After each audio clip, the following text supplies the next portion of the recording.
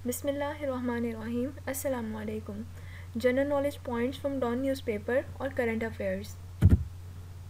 कश्मीर में इंडिया की मिलिट्री के टेक ओवर के बाद से अब तक जो है इंडिया और पाकिस्तान के बीच में जो पॉइंट ऑफ कॉन्फ्लिक्ट है वो कश्मीर ही है। पाकिस्तान का स्टांस ये है कि इंडिया जो है वो कश्मीरियों को उनके राइट्स दे और उधर जो है वो बिला वजह जाके यूँ अपना जो एक मिलिट्री रूल या जिस तरह से कैप्चर किया हुआ है सारा उसको जो है वो ख़त्म करे। और इस बात को पाकिस्तान ने डिफरेंट फोरम्स पे भी जो है वो रेज़ किया था, जबकि इंडिया जो है उसने अभी तक जो है वो अपनी मिलिट्री को उधर से वापस नहीं बुलाया हुआ और वो उधर वैसे के वैसे ही जो है वो लोगों के राइट्स और हर चीज़ जो है वो उधर स्टॉप हुई पड़ी है। उसके साथ साथ जो है वो इंडिया की तरफ से कंटिन्यूस वायलेशन आ रही थी लाइन ऑफ कंट्रोल की, जिसमें जो है वो बहुत सारे पाकिस्तानी सिविलियंस जो थे वो निशाना बन रहे थे। तो लास्ट मंथ जो है वो इंडिया और पाकिस्तान जो है वो इस चीज़ पे एग्री कर गए कि लाइन ऑफ कंट्रोल पे जो है वो सीज़ फायर हो जाना चाहिए। इसको आगे प्रोसीड करने के लिए जो है कि जो पीस टॉक्स सिर्फ लाइन ऑफ कंट्रोल तक महदूद हैं उसको आगे प्रोसीड किया जाए। पाकिस्तान ऑल्दो चाहता यही है कि इंडिया के साथ जो टाइज़ हैं उनको नॉर्मलाइज़ किया जाए, लेकिन साथ ही साथ जो है वो ये ख्वाहिश भी जो है पाकिस्तान की तरफ से कि इस सिलसिले में पहला जो स्टेप है वो इंडिया की तरफ से लिया जाए, क्योंकि जब तक इंडिया जो है वो कश्मीर के इशू को रिज़ॉल्व नहीं करता तब तक दोनों कंट्रीज़ के आपस में टाइज़ जो हैं वो नॉर्मल नहीं हो सकते। और अगर दोनों नेबर्स हैं तो किसी भी कंट्री की स्टेबिलिटी या उसके इकोनॉमिक डेवलपमेंट के लिए ज़रूरी है कि उसके नेबर्स के साथ उसका रिलेशनशिप जो है वो अच्छा हो। इससे ना सिर्फ जो है वो पाकिस्तान को फ़ायदा है, इसका फ़ायदा जो है वो इंडिया को भी है। रिसेंट जो सिक्योरिटी डायलॉग्स हो रहे थे उसमें प्राइम मिनिस्टर ने भी यही बात कही, if poverty has to be eradicated और trading and economic ties should be normal in addition to greater connectivity. India could assess resource-rich Central Asia if there was peace। ना सिर्फ जो है इससे पाकिस्तान की ट्रेड जो है वो बूस्ट होगी, उसको फ़ायदा है, बल्कि इंडिया को जो है वो पाकिस्तान के थ्रू सेंट्रल एशियन जो कंट्रीज़ हैं उन तक असेस इसको मिल जाएगी और इससे इंडिया की इकोनॉमी भी जो है वो बेहतर होगी और पॉवर्टी लेवल जो है वो कम होगा दोनों कंट्रीज़ में। इसी सिलसिले में जनरल बाजवा का ये कहना है कि दुनिया के जो बाकी ममालिक हैं उन्हें अपना रोल प्ले करना चाहिए ताकि पाकिस्तान और इंडिया के दरमियान जो जितने भी डिस्प्यूट्स हैं आइदर कश्मीर या जो भी, वो एक जो है वो निगोशिएशन और डायलॉग से जो है उसको ख़त्म किया जाए और दोनों कंट्रीज़ जो हैं वो सिविलाइज्ड नेबर्स की तरह रहें और दोनों में पीस जो है वो फिर से एस्टेब्लिश किया जा सके। He said we feel that it is time to bury the past and move forward. बजाय इसके कि पास्ट को लेके बैठे रहें या उसी पे दोनों कंट्रीज़ ब्लेम गेम में लगे रहें, बेहतर यह है कि अब तक जितनी इकॉनमी एक दूसरे के इस रवैये की वजह से सफ़र कर चुकी है या कोविड-19 की वजह से कर चुकी है, दोनों कंट्रीज़ को जो है वो अपनी इकॉनमी या अपनी कंट्री के बाकी जो नेशनल इंटरेस्ट हैं उन पे फोकस करना चाहिए और आपस में जो है वो अच्छे ताल्लुकात कायम करने चाहिए। मज़ीद उनका कहना यह था कि बाकी कंट्रीज़ जो हैं उनको पाकिस्तान को सिर्फ सी पैक के लेंस से नहीं देखना चाहिए और सी पैक की बेस पे पाकिस्तान के साथ राइवलरी या पाकिस्तान सी पैक की बेस पे जो है वो अपनी फॉरेन पॉलिसी पाकिस्तान के लिए नहीं बनानी चाहिए, क्योंकि किसी भी कंट्री की जो है वो जियो स्ट्रेटेजिक लोकेशन जो है वो बड़ी इंपॉर्टेंस रखती है और पाकिस्तान की तो जियो स्ट्रेटेजिक लोकेशन वैसे ही बड़ी वाइटल है कि ये रूट प्रोवाइड कर रहा है पूरे के पूरे रीजन को कनेक्टिविटी का। और सी पैक से फ़ायदा सिर्फ पाकिस्तान को नहीं है, इस ये तो रीजनल डेवलपमेंट का प्रोजेक्ट है और सिर्फ रीजन ही नहीं वर्ल्ड वाइड भी अगर देखा जाए तो दुनिया की इकोनॉमी को इससे जो है वो बहुत फ़ायदा है कि अगर पूरा का पूरा रीजन की आपस में ट्रेड और जो है वो एक रूट डेवलप हो जाए, आपस में कनेक्ट हो जाए, तो ट्रेड इंक्रीज़ होगी तो ऑटोमेटिकली वर्ल्ड इकोनॉमी जो है वो बेहतर हो जाएगी। तो इसलिए पाकिस्तान के साथ जो है वो मिलके इंडिया को कन्विंस करके जो है वो दोनों की आपस में पीस टॉक्स जो हैं उसको एस्टेब्लिश किया जाए ताकि दोनों कंट्रीज़ जो हैं वो अच्छे तरीके से इकोनॉमी में या ट्रेड में एक दूसरे के साथ चल सकें। इसके बाद जो नेक्स्ट है alarming decline in water reservoirs. Pakistan के जो दो मेजर रिजर्वायर हैं तरबेला और मंगला डैम, उनमें कंटिन्यूस जो है वो वाटर लेवल डिक्लाइन कर रहा है, जिसकी मेन रीज़न जो है वो क्लाइमेट चेंज है या ड्राई वेदर है। पहले या पिछले सालों में अगर देखा जाए तो उसमें जनवरी फरवरी में बारिशें हो जाती थी, लेकिन अगर कंपेयर किया जाए इस साल के साथ तो इस साल एज सच बारिशें भी नहीं हुई और मौसम जो है वो गर्म भी रहा और खुश्क भी रहा। तो उस वजह से जो है वो वाटर लेवल पहले से ज़्यादा इफ़ेक्ट हुआ। अगर तरबेला डैम में देखा जाए तो तरबेला डैम में 4 मार्च को जो वाटर लेवल मेजर किया गया था वो था 1409.52, जबकि ये जो लास्ट वेंसडे को जो लिया गया वाटर लेवल वो था 1406.02 फीट। अगर इन दोनों का कंपैरिजन किया जाए तो 3.5 फीट डिक्लाइन शो हो रहा है विद इन 13 डेज़, कि 13 दिन के अंदर अंदर जो है वो 3.5 फीट वाटर डिक्लाइन आया है तरबेला डैम में। दूसरी तरफ अगर मंगला डैम को देखा जाए तो 4 मार्च को जो है वो मंगला डैम का वाटर लेवल था 1130.95 फीट, जबकि लास्ट वेंसडे को के साथ अगर इसको कंपेयर किया जाए तो वो है 1104.50 फीट। अगर इन दोनों को आपस में कंपेयर किया जाए तो टोटल 26.45 फीट का डिक्लाइन शो हो रहा है मंगला डैम में विद इन 13 डेज़। लेकिन अगर इन्हीं दोनों डैम्स का वाटर लेवल कंपेयर किया जाए पिछले साल के साथ, कि पिछले साल मार्च में इन दोनों का वाटर लेवल क्या था, तो उसमें अगर तरबेला डैम देखा जाए तो तरबेला डैम में पिछले साल मार्च का जो वाटर लेवल था वो था 1438.13 फीट, जबकि अगर हम इसको कंपेयर करें जो लास्ट वेंसडे को रिकॉर्ड किया गया वो था 1406.02 फीट। अगर इन दोनों को कंपेयर किया जाए दैट मीन्स कि टोटल अबाउट 32 फीट जो है वो डिक्लाइन आया है वाटर लेवल में इन तरबेला डैम। इसी तरह से अगर मंगला डैम में देखा जाए तो लास्ट ईयर मंगला डैम का वाटर लेवल 1167.35 फीट, जबकि अगर हम इसका कंपैरिजन करें जो लास्ट वेंसडे को वाटर लेवल रिकॉर्ड किया गया है तो वो था 1104.50 फीट। इन दोनों के आपस में कंपैरिजन से ये पता चलता है कि पूरे साल में तकरीबन 63 फीट जो है वो मंगला डैम का वाटर लेवल जो है वो डिक्रीज़ किया है। तो ये बड़ी एक अलार्मिंग सिचुएशन है कि जिस तरह से वाटर लेवल कंटिन्यूस पाकिस्तान के रिजर्वायर से डिक्रीज़ हो रहा है, ना सिर्फ इससे वाटर शॉर्टेज हो जाएगी बल्कि इससे जो है वो बाकी एनर्जी का सेक्टर भी जो है वो डिस्टर्ब हो जाएगा। तो इसी सिलसिले में जो है वो डिफरेंट मीटिंग्स भी कंडक्ट हो रही हैं और डैम्स नए बनाने और पिछले डैम्स की डेवलपमेंट और उनकी प्रोग्रेस वगैरह पे भी जो है वो डिफरेंट मीटिंग्स हो रही हैं। इसी सिलसिले में बलूचिस्तान के सीएम ने भी मीटिंग कंडक्ट की थी जिसमें उन्होंने बाबरकश डैम जो कि नारी रिवर पे कंस्ट्रक्ट किया जा रहा है, जो कि सिब्बी से 35 किलोमीटर के डिस्टेंस पे है, इससे जो है वो सराउंडिंग जो विलेजेस हैं उनकी और कोयटा की जो है वो ड्रिंकिंग वाटर की नीड्स जो हैं वो पूरी की जा सकेंगी। इसी तरह से बुर्ज अजीज़ खान डैम जो कि कोयटा में है, उससे भी कोयटा के लोगों के जो वाटर सप्लाई के इश्यूज़ थे वो सॉर्ट आउट किए जाएंगे।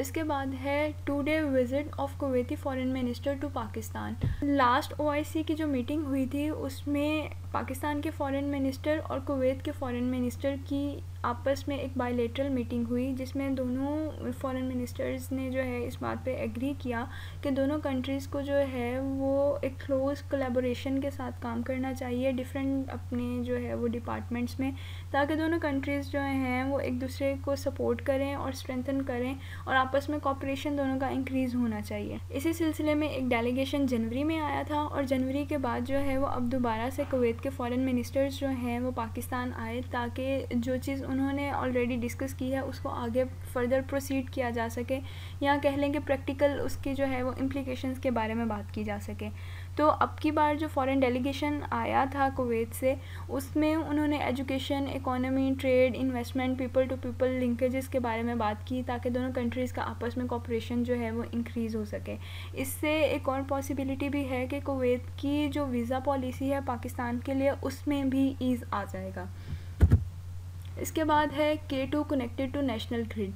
K2 जो है वो है Karachi nuclear power plant unit 2। ये कंप्लीट तो फरवरी के एंड में हो चुका था, लेकिन इसको कनेक्ट जो है ये 18 मार्च को किया गया और इसको नेशनल ग्रिड के साथ कनेक्ट करने से जो है वो 1100 मेगावाट का जो है वो एडिशन हुआ है नेशनल ग्रिड में। जिस तरह K2 न्यूक्लियर पावर प्लांट है इसी तरह से K3 जो है वो अपनी कंप्लीशन की फ़ेज़ में है, जो कि एक्सपेक्ट किया जा रहा है कि इसी साल के एंड तक ये कंप्लीट हो जाएगा।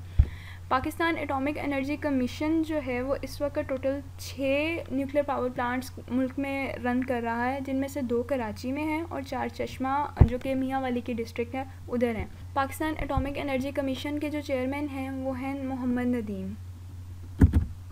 Air chief marshal Mujahid Anwar Khan 18 March को रिटायर हो गए और इनकी जगह पे जो है वो गवर्नमेंट ने 17 मार्च को ही जो है वो एयर मार्शल ज़हीर अहमद बाबर सिद्धू को अपॉइंट कर दिया, जिन्होंने जो है वो 19 मार्च से ऑफिस संभालना था। और जो पिछले मुजाहिद अनवर ख़ान थे उनको प्रेसिडेंट आरिफ अलवी ने उनकी सर्विसेज को देखते हुए निशान इम्तियाज़ जो है वो दिया।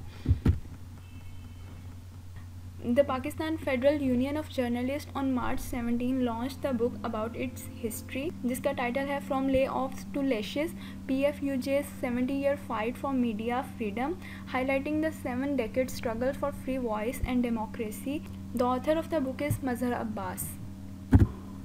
नेक्स्ट है Afghan peace process, US withdrawal of troops and Moscow meeting. Afghan peace process जो एक अरसे से चलता आ रहा है कि उसको किस तरह से जो है वो इम्प्लीमेंट किया जाए, और उसमें रीजनल जो कंट्रीज़ हैं वो भी और वेस्ट के कंट्रीज़ भी इसमें इन्वॉल्व हैं, रशिया चाइना सब अपना रोल प्ले कर रहे हैं ताकि अफ़गानिस्तान में जो है वो पीस को एस्टेब्लिश किया जा सके। अब अगर US विड्रॉल ऑफ ट्रूप्स की बात की जाए तो ये वो डील थी जो ट्रंप एडमिनिस्ट्रेशन ने की थी, जबकि US में इस वक्त जो बाइडन की एडमिनिस्ट्रेशन है, और जो बाइडन ने जो है वो 1 मई को विड्रॉल से रिलेटेड ये बयान दिया कि it would be tough to withdraw the remaining troops in Afghanistan by May 1। मतलब वो ख़ुद थोड़ा सा डाउट पे हैं कि इतने थोड़े ड्यूरेशन में उनकी एडमिनिस्ट्रेशन इस डील को कंप्लीट कर भी पाएगी या नहीं कर पाएगी, क्योंकि ये डील ट्रंप एडमिनिस्ट्रेशन की थी। और इसके बावजूद उनका कहना यही है कि हो सकता है कि हम 1 मई तक जितने भी US ट्रूप्स पीछे रह गए थे, जो कि अबाउट 2500 हैं, उनको हम अफ़गानिस्तान से वापस ले आएँ। इसी सिलसिले में जो है ज़ल्मे खलीलज़ाद जो कि US की तरफ से अफ़गान पीस प्रोसेस में एज एम्बेसडर हैं, उन्होंने मॉस्को में कॉन्फ्रेंस अटेंड की। मॉस्को में जो कॉन्फ्रेंस हुई वो उसी की कंटिन्यूएशन थी जो दोहा कतर में जो है वो तालिबान और अफ़गान गवर्नमेंट के बीच में हुई, और मॉस्को में उसको करने का पर्पस भी यही था कि जो बातचीत उस वक़्त कतर में हुई उसको प्रॉपर्ली तालिबान और अफ़गान गवर्नमेंट जो है उनको आपस में एक दूसरे फिर से निगोशिएट करके तो उन दोनों को आपस में सेटल किया जा सके उन सारे के सारे पॉइंट्स को। पाकिस्तान, US, चाइना, मॉस्को ये सारे के सारे इस मीटिंग के पार्टिसिपेंट्स थे, और पाकिस्तान भी जो है वो एक अरसे से अफ़गान पीस प्रोसेस पे काम कर रहा है। वाशिंगटन का इस सिलसिले में कहना ये है कि अफ़गानिस्तान में तालिबान और अफ़गान गवर्नमेंट की एक इंटरिम गवर्नमेंट बने जिसमें दोनों जो है वो अपनी पावर को शेयर करें, बजाय इसके कि इलेक्शंस हों और उससे जो है वो आगे पावर किसी एक को मिले। ये है कि चीज़ें जैसे ही सेटल हों या US के ट्रूप्स वहाँ से आएँ तो एक शेयर्ड गवर्नमेंट जो है ना वो पीछे रह जाए। इसको सेकंड किया मॉस्को ने भी, लेकिन इसको कम्प्लीटली रिजेक्ट कर दिया अफ़गान गवर्नमेंट ने कि अगर पावर का ट्रांसफ़र होगा तो वो सिर्फ़ और सिर्फ इलेक्शंस के साथ होगा। डिफरेंट पॉइंट्स जो इस मीटिंग में डिस्कस हुए उनका कोई रिज़ल्ट एज सच नहीं निकला। हाँ, आगे से एक और जो है वो नेक्स्ट मंथ में मीटिंग प्लान कर दी गई है टर्की में कि जिसमें रीजनल प्लेयर्स जो हैं वो अपना रोल प्ले करेंगे ताकि ये डिसाइड किया जा सके कि अफ़गानिस्तान में से अगर US ट्रूप निकल जाते हैं तो पीछे से गवर्नमेंट किस तरह से एस्टेब्लिश होगी, और अगर किस तरह से तालिबान और अफ़गान गवर्नमेंट के दरमियान डायलॉग्स और निगोशिएशंस को मेंटेन रखना है। नेक्स्ट है EU's helping Pakistan in its socio economic issues. कोविड-19 के बाद जो है वो पाकिस्तान में बहुत सारे सोशियो इकनॉमिक इश्यूज़ जो हैं वो रेज़ हो गए, और जिसमें सबसे ज़्यादा सफ़र किया यूथ ने या उन लोगों ने जो सोसाइटी के वो लोग थे जो डेली वेजेस पे काम कर रहे थे। यूथ का मेजर पार्ट इसलिए भी था क्योंकि पाकिस्तान की पॉपुलेशन का एक बड़ा हिस्सा जो है वो यूथ है, तो अगर कोई भी मसला या कोई भी इशू क्रिएट होता है सोसाइटी में तो सबसे ज़्यादा उससे इफ़ेक्ट जो है वो यूथ हो रही होती है। पाकिस्तान की यूथ जो ऑलरेडी अनएम्प्लॉयमेंट के इश्यूज़ लेके बैठी हुई थी, कोविड-19 की वजह से अनएम्प्लॉयमेंट और जो है इन लोगों को वैसे ही मार्जिनलाइज कर दिया गया। तो उसके बाद जो है वो ईयू ने अब आके 3 प्रोजेक्ट स्टार्ट किए थे सिविल सोसाइटी ऑर्गेनाइजेशंस के साथ मिलके, और इसी सिलसिले में 7.23 मिलियन यूरोस भी दिए पाकिस्तान को, ताकि इन प्रोजेक्ट्स को जो है वो अच्छे से कंडक्ट किया जा सके और इसमें जो है वो यूथ को इंगेज भी किया जा सके, और इन्हीं प्रोजेक्ट से जो है उनके लिए एम्प्लॉयमेंट की अपॉर्चुनिटीज़ भी बने और इकोनॉमिक डेवलपमेंट जो है वो सोसाइटी में क्रिएट हो, ताकि लोगों के इश्यूज़ जो हैं वो ख़त्म हो सकें। इसके बाद है sea bed dredging produce as much carbon as aviation. एक स्टडी कंडक्ट की गई जिसमें कंपैरिजन था कि कार्बन कहाँ से ज़्यादा प्रोड्यूस होती है, ओशंस या सी बेड से, या फिर जो है जो एयर में इमिट हो रही होती है वो कार्बन, कि मतलब दोनों का कंपैरिजन था कि दोनों में से कहाँ पे कार्बन जो है वो ज़्यादा प्रोड्यूस होती है एक साल के अंदर। Sea bed bottom trawling produce 1 billion tons of carbon annually which is equal to all emission from aviation. Result ये निकला इस स्टडी का कि सी बेड बॉटम ट्रॉलिंग से जो 1 billion ton of carbon produce होती है वो उसके इक्वल ही है बिल्कुल जो कि हवा में इमिट हो रही होती है carbon. The ocean floor contains as much carbon as all of Earth's soil, which is disturbed and emitted when fishing boats dredge their nets along it. Ocean से कार्बन उस वक़्त इमिट हो रही होती है जब सी बोट्स जो हैं वो फ़िशिंग के लिए अपना नेट जो है वो पानी में फेंक रही होती हैं और साथ साथ जो है वो उसको ड्रेज किए जा रही होती हैं।